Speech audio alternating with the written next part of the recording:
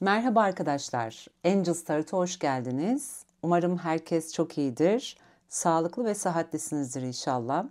Bugün güncel enerjilerde aklınızdaki kişinin size dair, size gösteremediği veya dile getiremediği gerçek düşünceleri ve duyguları nedir? Buna dair bir açılım yapmaya niyet ettim. Kolektife niyet ettiğim bir açılımdır arkadaşlar. Zamansız zamana niyet alıyorum. Bu videoya ne zaman denk gelirseniz mesajlarınızı o an itibariyle alabilirsiniz. Aklınızdaki kişiye odaklanın ve enerjileri buraya gönderin. Bakalım size karşı hangi duygu ve düşünceler içerisinde, enerjisi ne yönde, kendisini nasıl bir maske içerisinde tutuyor?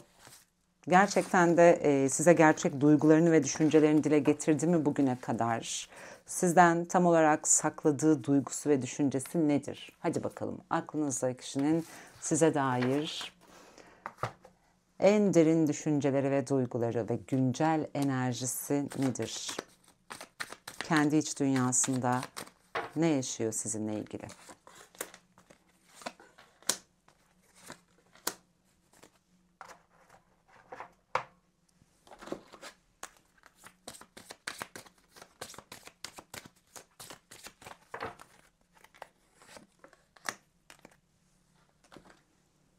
Evet, önce şöyle bir enerjisine bakalım.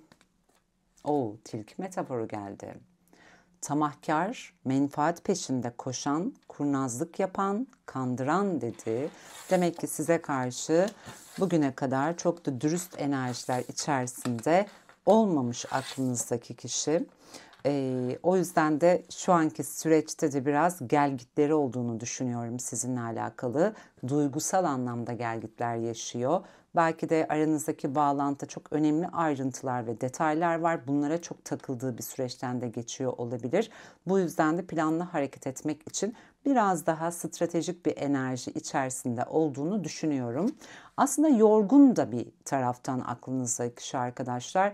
Biraz belki bu aralar yalnız kalmaya ihtiyaç duyuyor olabilir. Kafasını toparlamaya ihtiyacı var gibi görünüyor. Kendisinde belki de mevcutta bulunmuş olduğu durumdan kaynaklı da bu enerjiyi hissediyor olabilir. O yüzden de burada tilki metaforu olarak geliyor olma ihtimali de söz konusudur diyebilirim. Ama aşırı derecede zeki ve kurnaz bir enerjiye sahip kendisi. O yüzden de daha çok böyle stratejik hamleler ve enerjiler söz konusu görünüyor. Bazılarınız şu an bir iletişimsizlik yaşıyor olabilirsiniz. Çünkü bir dinlenme zamanı dedi. Bir sessizlik, bir hareketsizlik de söz konusu olabilir. Peki size dair gerçek düşünce ve duygusu nedir? Neyi bilmemiz gerekiyor?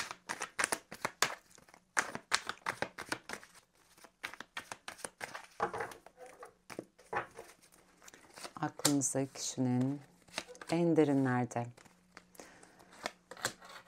gerçek düşünceleri ve duyguları nedir size dair? Ya da açığa çıkarttığı ama bilerek kendisini maskelediği, dile getiremediği, söyleyemediği, duvarlar ördüğü durum nedir tam olarak? Yani kısacası sizinle alakalı ne yaşıyor kendi iç dünyasında?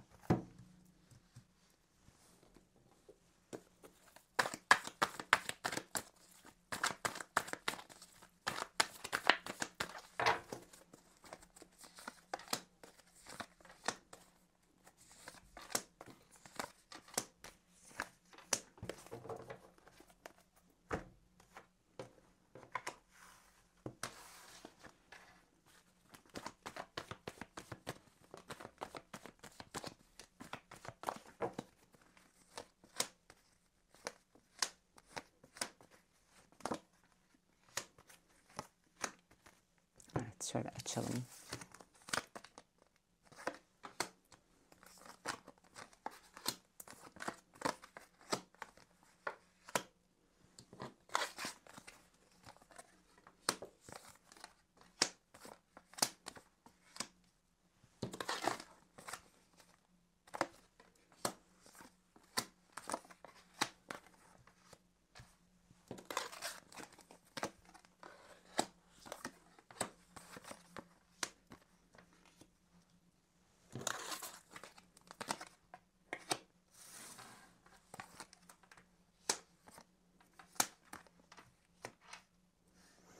Peki şimdi ben buraya kart seçmek istiyorum. Şöyle kartların hepsi görünüyor sanırım.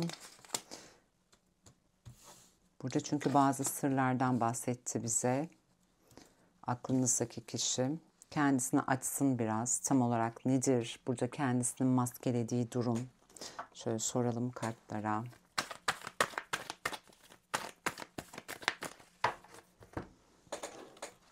Buradaki sırlar size dair, kendi içinde tuttuğu, gizli kalan, açığa çıkartamadığı durum nedir tam olarak?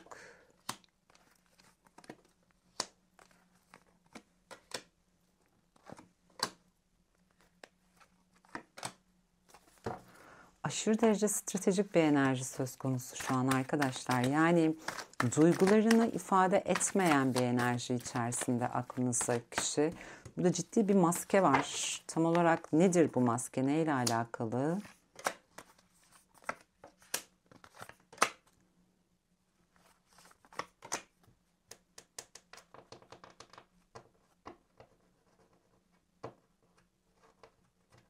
Ama soracağım. Yani burası böyle kalsın.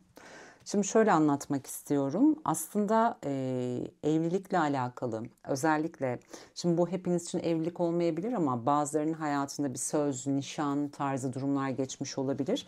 Bu tarz bir durumla alakalı aslında çevresindeki insanları ve kendisini zora koyduğu, belki de başkalarına zarar verdiği ama aynı zamanda kendisinin de zarar gördüğü bir durumun içerisinde olmuş olabilir arkadaşlar aklınızdaki kişi. Yani bu yönde bir travma yaşamış olması, bu yönde kendisini sıkışmış hissetmiş olması söz konusu olabilir. Belki de şöyle bir durum içerisinde de olabilirsiniz. Aranızda bir yasak ilişki, bilinmemesi gereken bir ilişki biçimi de söz konusu olabilir. Bundan kaynaklı da sıkışmış kalmış bir enerjinin açığa çıkmış olması, kendisini tamamıyla yaşadığı bu durumdan kaynaklı uçlara sürüklenmiş hisseden, yorgun hisseden, tamamıyla bir baskıya ve negatif enerjiye maruz kalan bir durumda olmuş olduğunu da düşünüyorum. Ama biraz da gönüllü bir esaret durumu da var burada. Yani mevcutta sıkışıp kaldığı alandan aslında çıkabilecek bir potansiyele sahipken sanki oradan çok da çıkmak da istememiş gibi, sanki oradaki duruşu biraz daha gönüllü bir esarete de benziyor aklınızdaki kişinin. Eğer burada bağlantı yaşadığınız durumda biz evliyiz diyorsanız, evliliğiniz içerisinde sizi sırtınızdan vurmuş, yaralamış, arkanızdan işler çevirmiş bir enerjiye sahipse aklınızdaki kişi, aslında bu sıkışıp kalmış olduğu durumdan çıkabilir. Bununla alakalı özgürleşebilir ama üzerinde oluşan baskı ve negatif enerjiden kaynaklı bu durumdan özgürleşmekte sıkıntı yaşadığını düşünüyorum. Ama güneş var burada. Güneş aslında aklınızdaki kişi bir noktada şifalandıracak, aydınlığa çıkartacak görünüyor. Belki de şifalandığında, aydınlığa çıktığı anda enerjisel olarak biraz daha mantık enerjisini devreye sokmasıyla beraber kendi travmalarıyla yüzleşme durumu da söz konusu olabilir kendi iç dünyasında. Ama şu an güncel enerjilerde aklınızda kişi kendi iç dünyasında ne yaşıyor dediğimde çok da iyi şeyler yaşamadığını görüyorum arkadaşlar. Çünkü geçmişte oluşan bazı travmalarının açığa çıkmış olması söz konusu. Bundan kaynaklı egoist bir enerji çok fazla aktif olmuş görünüyor. Yıkıcı bir bencillik, yıkıcı bir enerji söz konusu görünüyor. Belki mevcutta sizle veya sizin dışınızda hayatında başka bir enerji varsa o alanda bazı tartışmalar, anlaşmazlıklar söz konusu olmuş olabilir. Çünkü çevreden kaynaklı çok ciddi negatif enerjilere maruz kaldığını düşünüyorum. Üzerinde bir baskı, bir manipülasyon enerjisi olduğunu söyleyebilirim. O yüzden de birçok şeye sanki arkasını dönüp giden bir enerji de var burada. Eğer lütfen arkadaşlar, tekrar bunu söyleyeceğim ama bu bir kolektif açılımdır. Birçok ilişki biçimi var. Herkes kendi durumuna göre alsın. Eğer siz bir evlilik içerisindeyseniz, evliliğiniz içerisinde gerçekten kendisini çıkmazda hissediyor ve size karşı çok adil olamamış, kurnazlık yapmış, canınızı yakmış bir enerji söz konusu. Ama tamamıyla kendi travmaları da var. Egoist bir enerji ve yıkıcı bir enerji aktif. Çevresindeki olumsuz enerjilerden etkilendiği için de size karşı burada bir sırt dönüklüğü enerjisinde kalmış olabilir. Eğer böyle bir durum içerisinde değilseniz, aklınızdaki kişinin hayatında başka bir partner durumu varsa veya sizinle bir evlilik yoluna girmek istediyse, burada bir anne engeline takıldıysa, aileden bir engele takıldıysa, bu noktada da üzerinde çok ciddi bir baskı durumu söz konusu olabilir. Kendisini yalnızlaştırmış, uçlara sürüklenmiş hissettiği bir durumda olabilir aklınızdaki kişi. Gerçekten de sıkışmış kalmış ama biraz gönüllü bir esaret var. Bu durumdan çok çıkmak istese de bununla alakalı çok büyük bir mücadelede göstermemiş olduğunu düşünüyorum. Ama büyük bir aydınlanma var, büyük bir farkındalık da yaşanacak görünüyor. Ve burada arkasını dönmesi gereken durum her neyse oraya arkasını dönecek bir enerjide olup sanki kendisini biraz daha inzivaya çekeceğini de düşünüyorum. Belki de bu aralar kafasındaki belirsizlikler ve soru işaretleriyle beraber kendi iç dünyasına yöneldiği, sessizleştiği, kendi çevresinde tamamıyla çevresinden kendisini soyutladığı bir durum söz konusu olabilir. Çünkü güç kazanmaya ihtiyacı var aklınızdaki kişinin. Fiziksel veya psikolojik anlamda ben aslında hem acı çektiğini hem de vicdan azabı çektiğini, bir taraftan da kendine olan güvenini yitirdiğini de düşünüyorum. Bazılarınızın arasında şehir farklılığı veya yurt dışı ile alakalı mesafeler de söz konusu olabilir.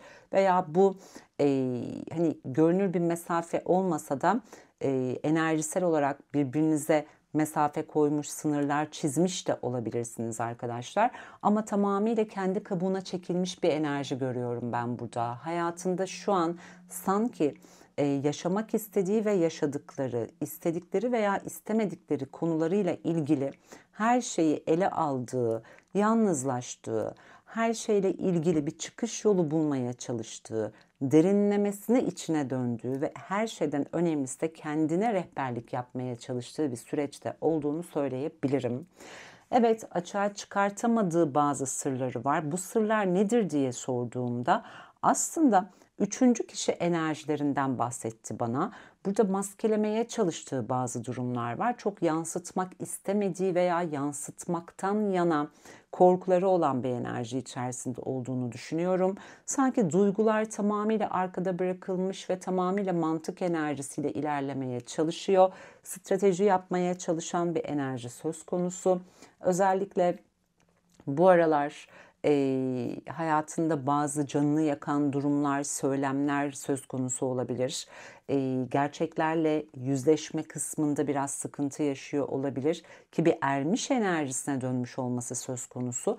Belki kendisinin başa çıkamadığı bu durumla ilgili bir danışmana başvurmak veya bir rehberlik almakla alakalı bir duruma da başvuracak olabilir. Ama henüz gerçekleşmemiş olaylarla ilgili bile aşırı derecede kaygı ve panik yaptığını da düşünüyorum aklınızdaki kişinin. Evet, size dair bazı gerçekleri çok yansıtmadığını söyleyebilirim. Ama iç dünyasında aşırı derecede kaygılı bir enerji söz konusu ve üçüncü kişilerden kaynaklı arkanızdan çevrilen bazı durumların olduğunu da söyleyebilirim arkadaşlar. Çok dürüst bir enerji alamadım açıkçası. Biraz burada ego yükselmiş, belirsizlikler çok fazla açığa çıkmış ve sanki sistem tarafından da sıkıştırılan bir enerji de söz konusu görünüyor. Evet, size karşı tutku var, yoğun bir çekim enerjisi söz konusu ama belki de sizin onunla alakalı yaşamış olduğunuz şüpheler, endişeler, kaygılar da onu biraz daha maskelemeye itiyor olabilir. Çünkü çok açık ve net bir şekilde kendisini ifade edebildiğini düşünmüyorum arkadaşlar. Hayatının yeni evresine geçmek istediğini, yeni bir dönemi başlatmak istediğini görüyorum aklınızdaki kişinin. Ama bunu yapabilmesi için şu anki süreçte tamamıyla taktik geliştirmesi gerektiğini düşünüyor. Planlı hareket etmesi gerektiğini düşünüyor. Zaten bakın biraz önce enerjide de vermiştim. Biraz dinlenmeye ihtiyacı vardı ki burada da ermiş ve zaten kılıç dörtlüsüyle beraber bir inziva, bir dinlenme süreci içerisinde olduğunu görüyorum. Ve enerjide de bize söylemişti. Tilki enerjisi Burada da zaten tamamıyla kendisini maskeleyen bir enerji var. Size karşı biraz kurnazlık enerjileri, entrika enerjileri söz konusu görünüyor. Strateji enerjisi dedi. Evet, planlı hareket etmesi gereken bir süreçte, çünkü önemli kararlar alacağını düşünüyorum. Ama bu kararları alırken de duygusal gelgitlerde yaşıyor aklınızdaki kişi kendi dünyasında. Bunun sebeplerinden bir tanesi, biraz önce de söylediğim gibi, bazı travmalarından kaynaklı olabilir. Korkular onu bu noktada ele geçirmiş olabilir. Belki de geçmişte çok başarısız bir ilişkiden çıkmış olabilir aklınızdaki kişi. O yüzden de bir belirsizliğin içerisinde kaybolmuş. Tekrardan aynı şeyleri yaşamaktan korktuğu için de kendisini tamamıyla maskeliyor olma ihtimali söz konusudur arkadaşlar. Ama dediğim gibi kendi iç dünyasında kapattığı ve açığa çıkartmadığı durumlar var. Sizi kendisi için tamamıyla bir armağan olarak görüyor olabilir. Ödül olarak görüyor olabilir. Aslında sizinle kendisini belki de ödüllendirmek isteyen bir enerji olmasına rağmen üçüncü kişilerden kaynaklı bunu çok da yansıtamadığını, çok da ortaya koyamadığını, çok da bu noktada kendisine güvenemediğini de düşünüyorum açıkçası. Evet. Ben ama gerçek duygularını da merak ediyorum aklınızdaki kişinin. Bir de bir bilinçaltı kartlarına sormak istiyorum. Tam olarak bilinçaltında size dair ne var? Çünkü bize burada biraz hayatında olup biten durumlardan da bahsetti.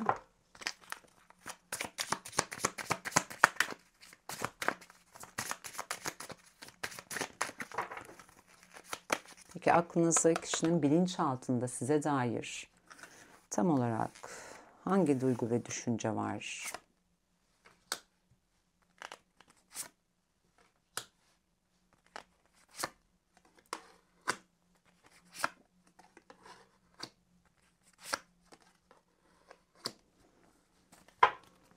Arkadaşlar, bazılarınızın arasında çok ciddi engeller söz konusu olabilir. O yüzden de aslında bilinçaltında çok ciddi bir karmaşanın içerisinde olduğunu düşünüyorum sizinle alakalı konuda. Onda bir kaos yaratan bir durum var. Biraz düzeniyle alakalı veya takıntı haline getirdiği, saplantı haline getirdiği mevzularıyla alakalı kendi içinde de yüzleşmeye çalıştığını düşünüyorum. Aslında sizinle ilgili umutları olan ve sizinle sanki bir gelecek düşünen, geleceğe dair planlar yapmak isteyen, ama bu konuyla alakalı ilerleme kısmında ya da doğrudan iletişim kurma kısmında da biraz sıkıntı yaşama durumu da var gibi görünüyor. Burada biraz belki kendi engellerine de takılıyor olabilir. Çünkü ruh ağrısı içerisinde bir travması var aklınızda kişinin. O yüzden de genelde kendisini maskeleyen bir karakter olarak da görünüyor diyebilirim. Ama bir yüzleşme, bir girişim, bir zafer kazanma isteği de söz konusu aklınızdaki kişinin. Peki, size dair şu an tam olarak ne hissediyor? Kalbinin en derinlerinde sizinle alakalı size yansıtamadığı veya dile getiremediği gerçek duygu durumu nedir?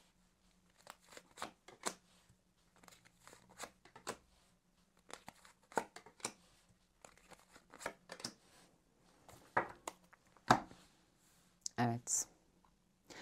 Aslında bir taraftan kendi karanlığında kaybolmuş bir enerji.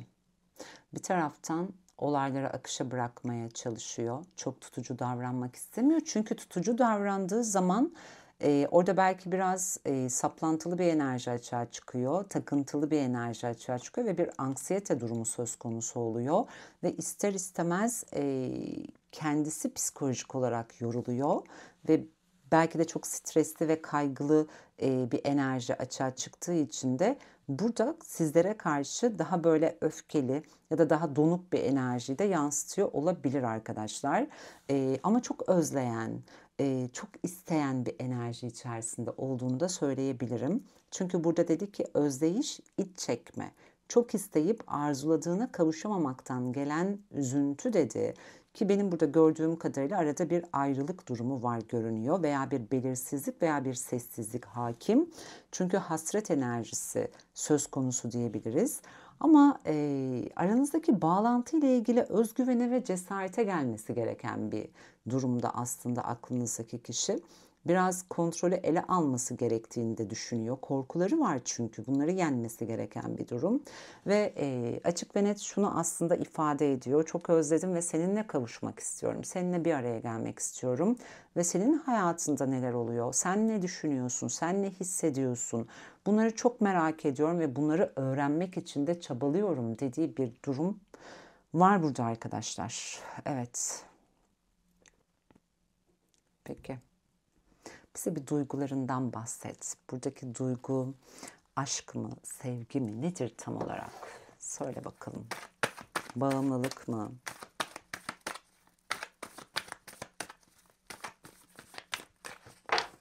Gerçek duyguların nedir? Evet, gerçek duyguların nedir?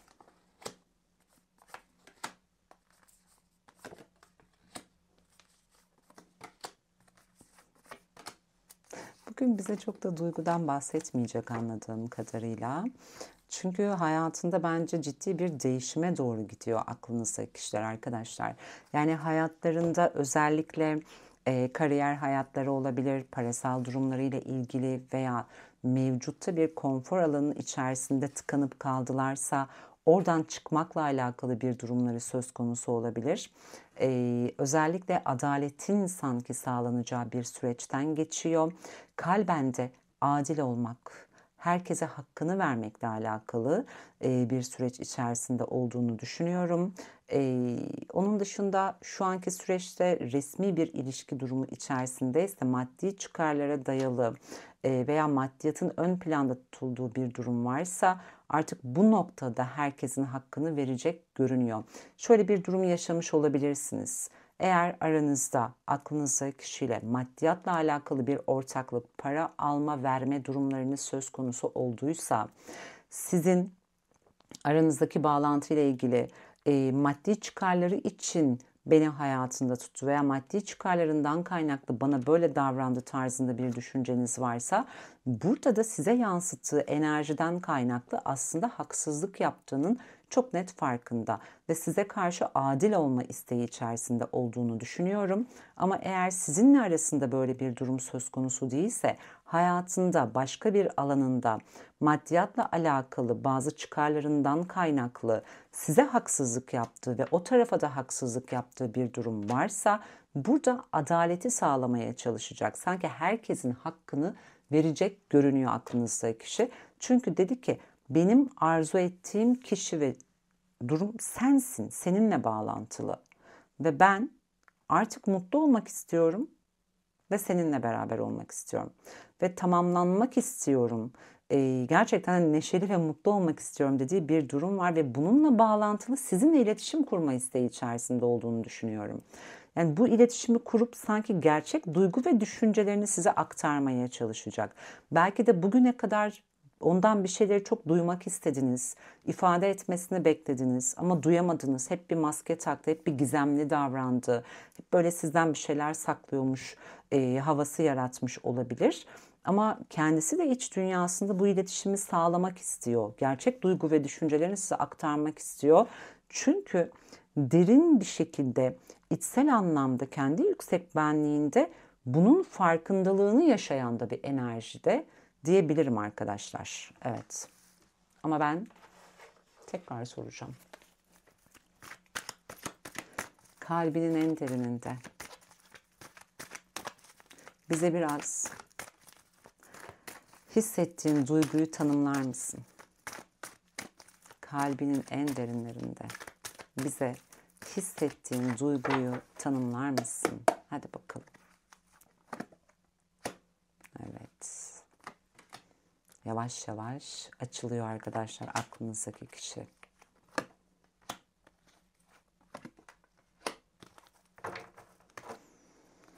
Bakın destenin en alt kartı yine adalet dedi. Demek ki şu an tamamıyla bir ilahi adalet sürecinden geçiyorlar.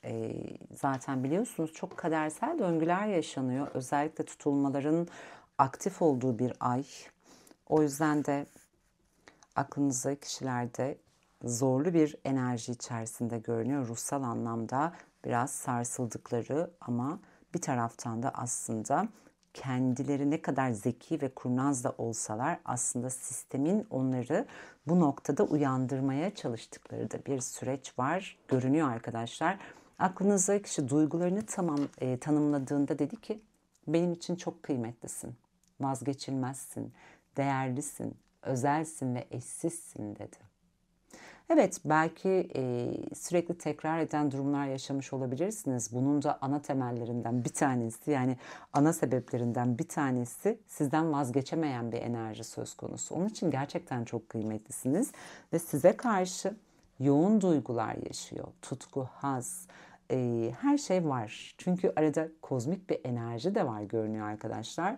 Evet, belki zaman zaman kendi potansiyelini açığa çıkartamamış olabilir ama sanki aklınızda kişinin potansiyeli de sizin sayenizde açığa çıkıyor gibi görünüyor.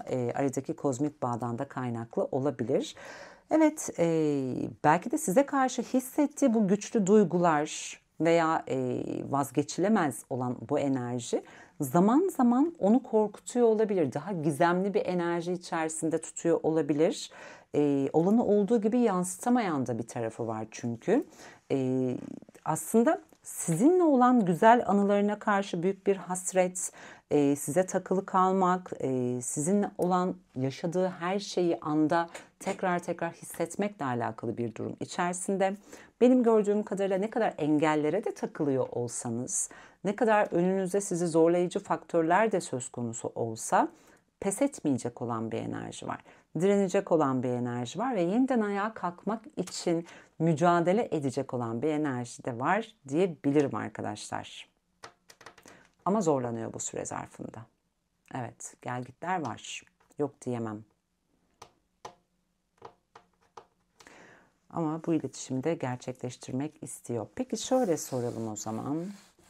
Şöyle kartlarımı iteceğim.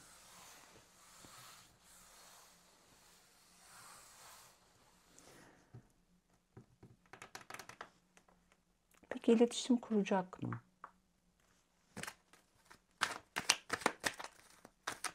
Somutta bunları size aktarabilecek mi?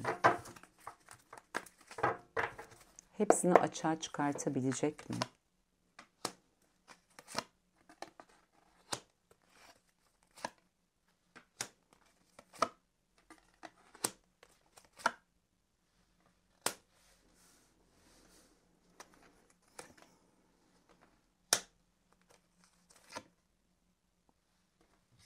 Vay.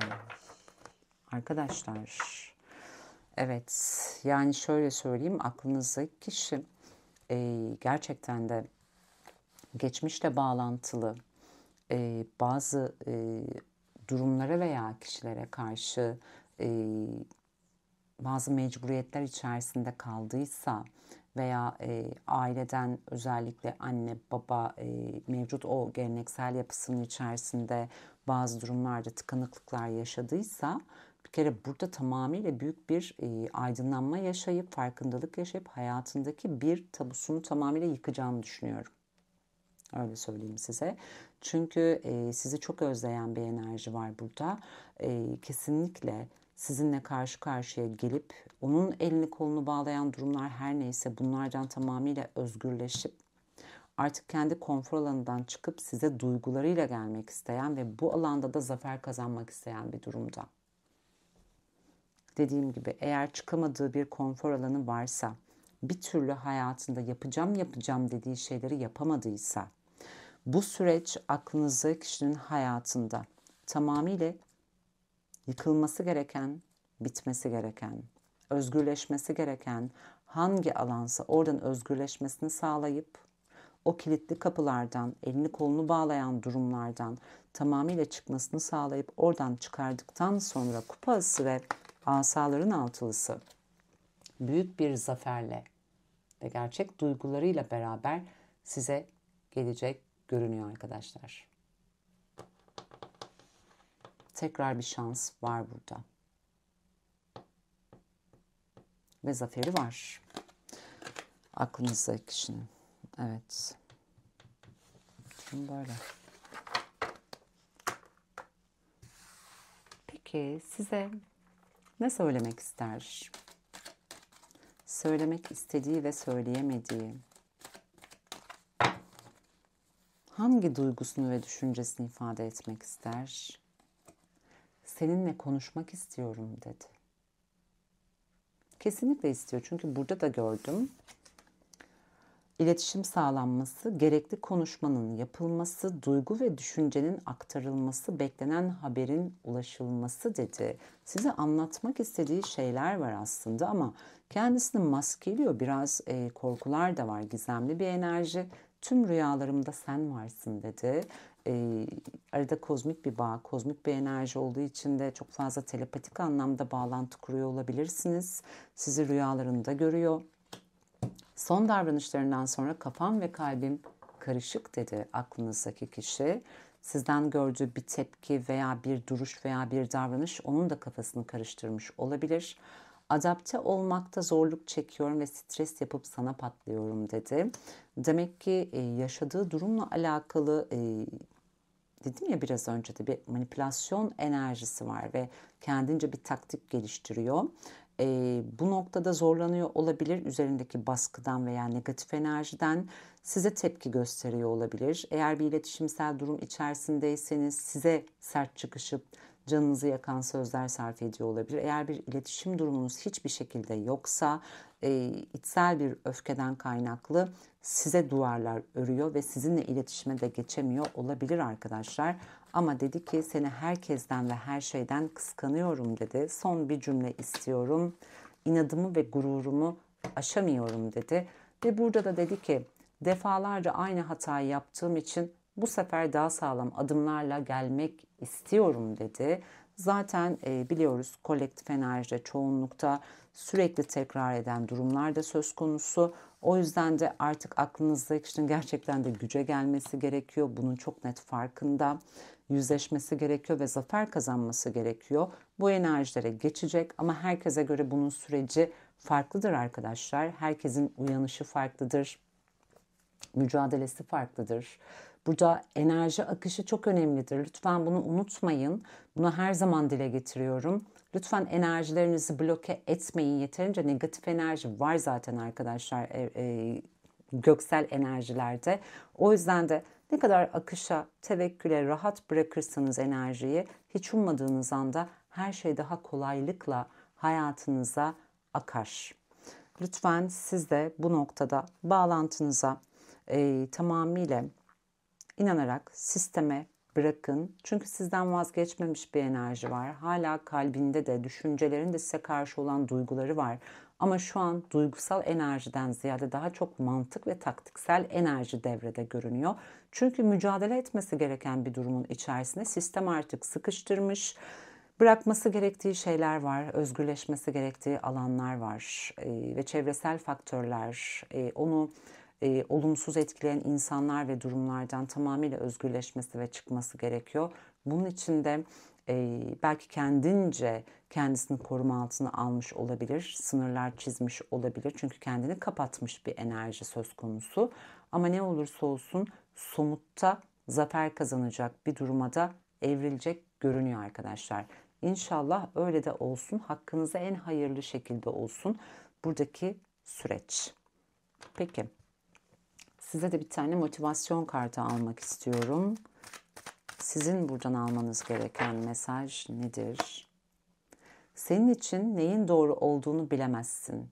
Kaygılanmayı bırak, akışa teslim ol dedi. Evet, çok severim. Ne kendi kartlarımdan bu arada. Evet arkadaşlar, bazen bir şeyler şermiş gibi görünür. Tamam bitti artık, bir daha bunun oluru yok deriz. Ama aslında sistem öyle bir noktaya getirir ki şartların sizin uygun hale gelmesini belki de sağlar ve hiç ummadığınız anda işleriniz daha kolaylıkla olabilir. Bazen gerçekten neyin ne zaman ne şekilde olacağını bilemezsiniz. Şer gördüğünüz hayra çıkabilir. O yüzden de gereksiz kaygı ve endişeden uzak durun. Çünkü zaten aklınızdaki kişide de aynı kaygı enerjisi var. Birbirinize çok da fazla yansıtıyor olabilirsiniz. Siz ne kadar akışta kalırsanız emin olun onun da enerjisi daha kolay bir şekilde akacaktır. Evet, bugünlük bu kadar. Tutulma öncesi bir aklınızdaki kişinin düşüncelerine ve duygularına bakmak istedim açıkçası. İnşallah hayırlı bir şekilde, en doğru şekilde aklınızdaki kişilerle olan süreçlerinizde netleşmeler yaşarsınız arkadaşlar. Şifa olmasını diliyorum. Tüm kolektife ve bütünün de en yüksek hayrına olmasını diliyorum. Bireysel bakımlarınız için bana ulaşmak isterseniz WhatsApp iletişim hattım, YouTube kanalım hakkımda kısmında mevcut. Videoların altına açıklama kısmına not olarak bırakıyorum. YouTube kanalıma abone değilseniz, abone olursanız çok mutlu olurum. Videolarımı beğeniyorsanız, beğen butonuna basarsanız çok çok mutlu olurum arkadaşlar. Instagram hesabım Angels Tarot 2'den ve Event Angels'tan beni takip edebilirsiniz. Sizleri çok seviyorum. Allah'a emanet olun. Tekrar görüşmek üzere. Hoşça kalın.